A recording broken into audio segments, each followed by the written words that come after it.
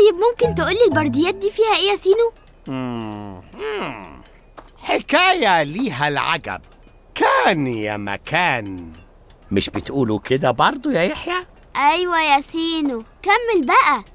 كان يا مكان فلاح من شعب كيميت في عصر الملك نبكورع، متعود ياخد اللي بيزرعه في أرضه واللي بينتجه بمساعدة زوجته في منزله، ويروح من البلد اللي عايش فيها لحد سوق المدينة ويبيعهم هناك. وفي مرة من المرات وهو ماشي في حاله وقفه موظف اسمه جحوتي نخت. انت رايح فين بكل اللي معاك ده؟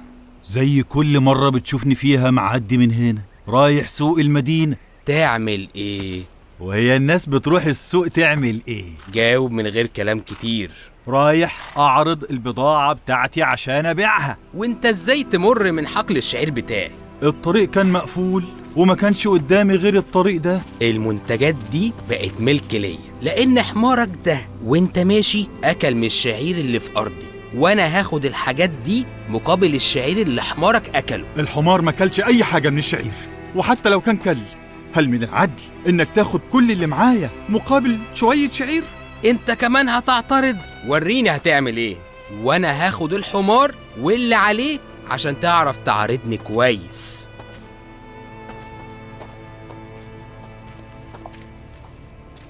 بس الفلاح ما استسلمش ولا قال أنا فلاح بسيط مش هقدر أعمل حاجة، بالعكس راح للموظف اللي أكبر منه واشتكاه.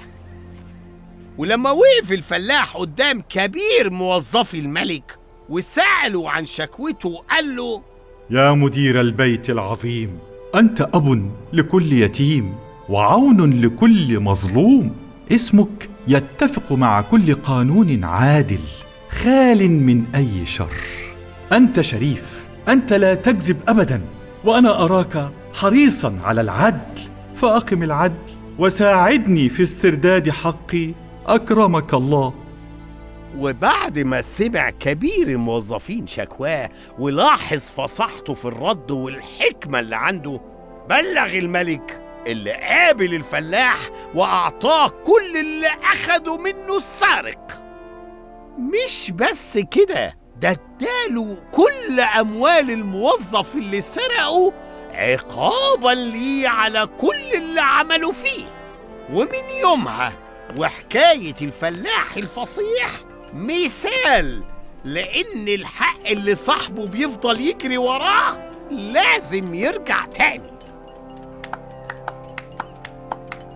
ياه، حكاية حلوة قوي يا سينو. بس هي فعلا حصلت ولا مجرد كتابة مألفها شخص زي المسلسلات والأفلام في زماننا؟ غالبا حصلت يا يحيى، بس الطريقة اللي مكتوب بيها البردية بتعرفنا ان اكيد الكاتب اضاف بعض الخيال للحكاية، وكان قاصد يخليها مليانة بالحكم والفلسفة والجمل الشعرية الجميلة. حكاية الفلاح الفصيح دي يا أستاذ عصام حاسس إني سمعت زيها كتير في زماننا. معاك حق يا يحيى، الحكاية دي تقريبا كانت بداية لحكايات كتير في عصور تانية أخدوا منها الفكرة وكل زمن قدمها بالطريقة اللي تناسبه.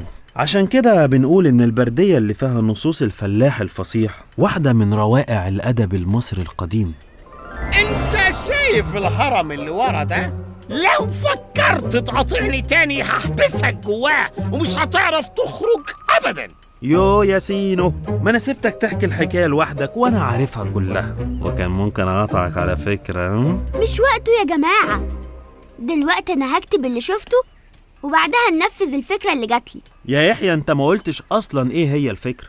زي كل مرة أكيد هيظهر للملك سنفرو. لا، المرة دي هخليه يثق فيا بطريقة مختلفة.